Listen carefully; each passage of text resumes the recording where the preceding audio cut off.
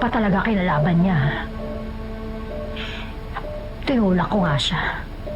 Ayun, muntik na siya mahulog sa hagdan. Buti nga sa kanya.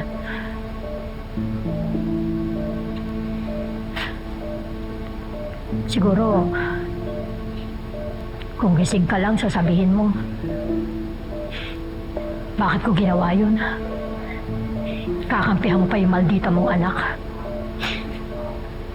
Sasabihin mo pa na mali ako. War freak ako. Magalit ka na kung magalit. Ang importante, naiganti na kita. Manuel, sumusobra na yung pamilya mo sa labas.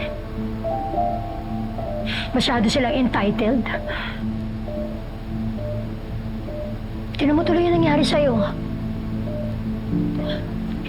Kasalanan to ng scammer mong anak eh. Kung ano-anong illegal ang papasukin.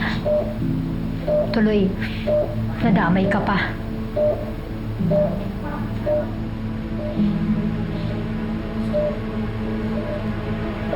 Ano yan?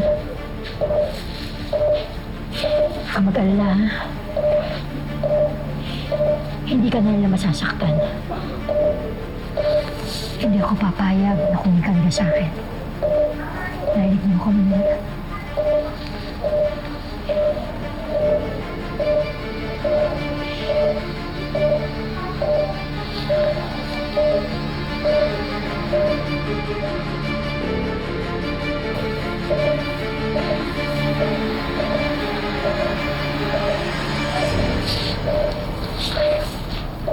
Ha? Problema nito si Alice. Ano yan? Siyang nako, ha?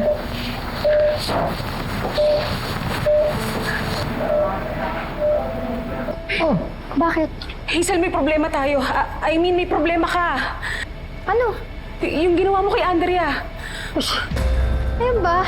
Bakit? Ano nangyari sa kanya? Malala ba yung injury? Namatay na ba? Hindi naman, di ba? I'm sure hand sprain lang.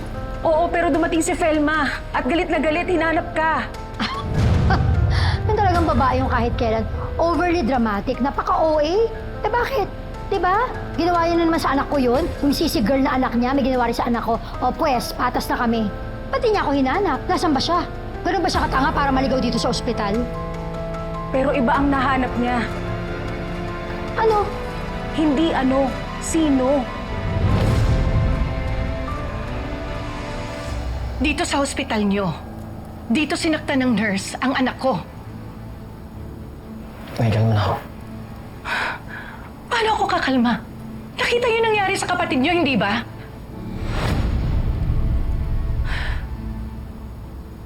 Gusto nyo ba ilabas ko to sa social media? Huwag niyo akong subukan. Sandali naman, Miss Ruiz. Let me look into this myself, okay? Mag-iimbestiga kami. Iimbestigahan? Itinulak ka ng nurse niyo ang anak ko eh, sagdan. Yung anak pa niya nagsabi. Jessica, anak. Pasensya ka na, ha? Nasangkot ka pa rito. Mabuti hindi siya nahulog. Paano ko nahulog?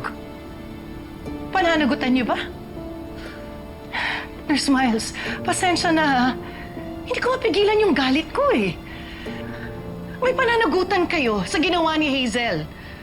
Empleyado niyo siya. Gawan niyo ng aksyon. Suspindihin niyo yung babaeng yun. Sisantihin niyo. Kung hindi, ididemanda ko siya.